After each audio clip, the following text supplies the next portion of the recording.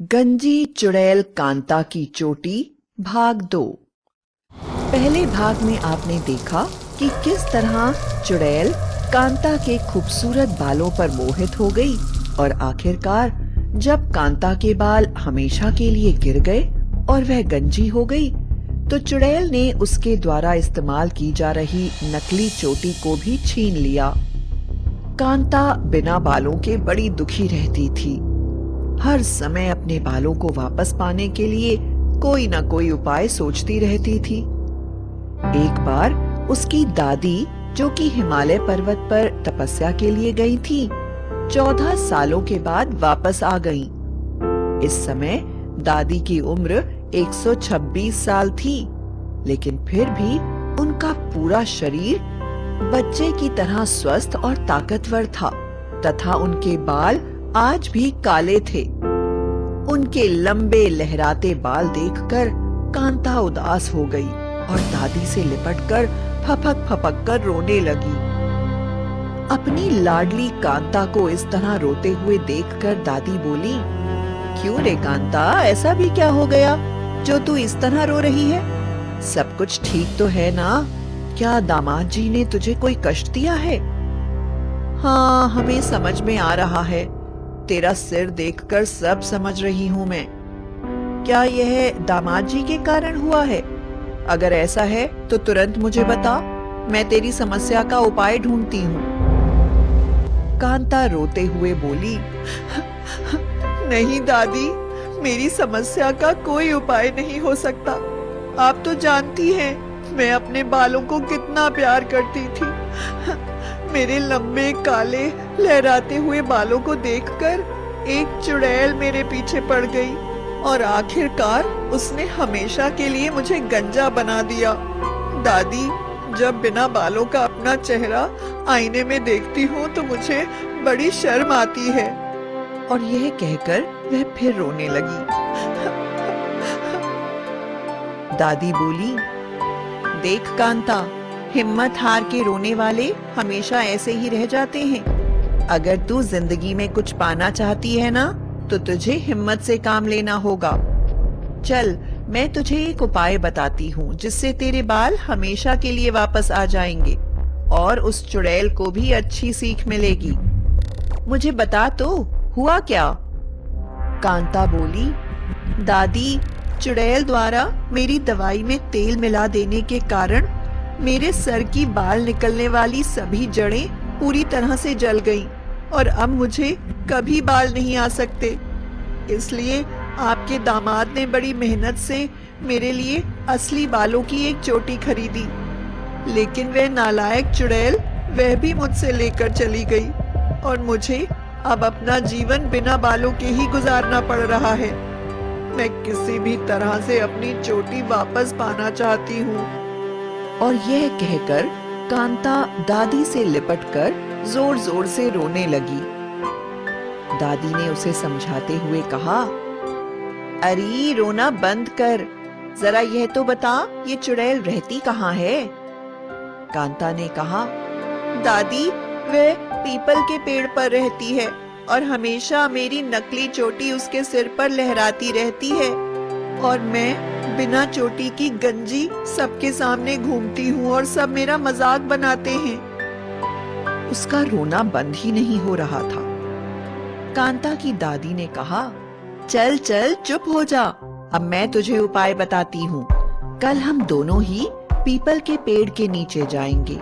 मैं अपना चेहरा छुपाकर चलूंगी और अपने बाल खोलकर, और तुम ऐसे ही चलना।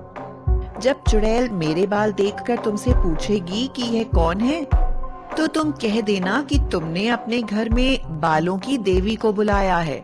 बाकी मैं संभाल लूंगी। अगले दिन कांता ने ऐसा ही किया एवं वह अपनी दादी को लेकर पीपल के पेड़ के नीचे चली गई। दादी ने अपना मुंह छुपा लिया और अपने बालों को खोलकर खड़ी हो गई। उसके खूबसूरत बालों को देखकर चुड़ैल मोहित हो गई और जब उसने देखा कि कांता भी वहां पर है, तो वह सामने प्रकट होकर बोली, अरे कांता, ये कौन है और उनके बाल इतने सुंदर कैसे हैं? कांता ने दादी के बताए अनुसार कहा, यह तो मेरी बालों की देवी हैं। जब मैंने इन्हें तुम्हारे बारे में बताया तो यह बड़ी ही प्रसन्न हुई हैं और तुम्हें बालों का आशीर्वाद देने आई हैं। चुड़ैल बोली, तुमने इन्हें बालों के बारे में क्या बताया है? कांता बोली, मेरी कठिन तपस्या के बाद देवी प्रकट हुई और उन्होंने मुझसे वर मांगने को कहा। मैंने उन्हें कहा कि मेरी एक बहुत ही प्यारी सहेली है जो पीपल के पेड़ पर रहती है। आजकल वह मेरी नकली चोटी इस्तेमाल करती है।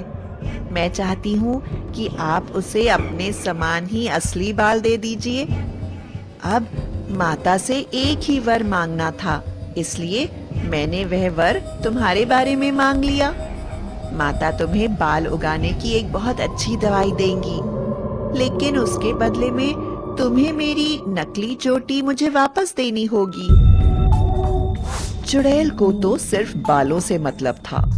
उसने तुरंत ही वह चोटी कांता को वापस कर दी और कांता अपनी चोटी लेकर घर चली गई। कांता की दादी वहीं पर बैठ गई और चुड़ैल से बोली, अच्छा तो तुम ही हो कांता की सहेली, तुम्हें बाल चाहिए? चलो मैं तुम्हें एक उपाय बताती हूँ। अगर तुम उस उपाय को रोज करोगी तो तुम्हारे बाल जरूर आएंगे। कांता की दादी ने कहा, तुम्हें रोज अपने सिर पर एक साबुत अंडा रखना होगा और उसके बाद उस अंडे पर अपना सिर रखकर उल्टे खड़े होना होगा। अगर रोज तुम सिर्फ 5 मिनट यह कर लेती हो तो 15 दिनों में ही तुम्हारे बहुत लंबे बाल आ जाएंगे। और यह कहकर वह वहां से चली गई। चुड़ैल को तो बड़ा ही मजा आ गया। इतना छोटा सा उपाय, इससे मेरे बाल आ जाएंगे। उसने तुरंत ही एक अंडा उठाया और जैसे ही उस पर सिर रखकर खड़े होने की कोशिश की, अंडा टूट गया। उसने फिर दूसरा अंडा लिया, फिर कोशिश की, फिर अंडा टूट गया। इस कोशिश में चुड़ैल ने करीब 25 अंडों का नाश कर दिया और फिर वह निराश हो गई। कांता की दादी ने नारियल के जूट को कोयले में रंगकर एक लंबी सी चोटी बनाई और छत पर बैठकर चुड़ैल का इंतजार करने लगी, क्योंकि वह जानती थी कि अंडे पर खड़े न हो पाने के कारण वह जरूर यहाँ पर बालों के लिए वापस आएगी। और यही हुआ। थोड़ी देर में ही चुड़ैल कांता की छत पर आ गई और जब उसने बालों को लहराती हुई दादी को वहां बैठे देखा तो बोली, अरे बालों की देवी, मैं तो आपसे ही मिलने आ रही थी। मैंने कितनी कोशिश की, लेकिन मैं एक बार भी अंडे के ऊपर खड़ी नहीं हो पाई।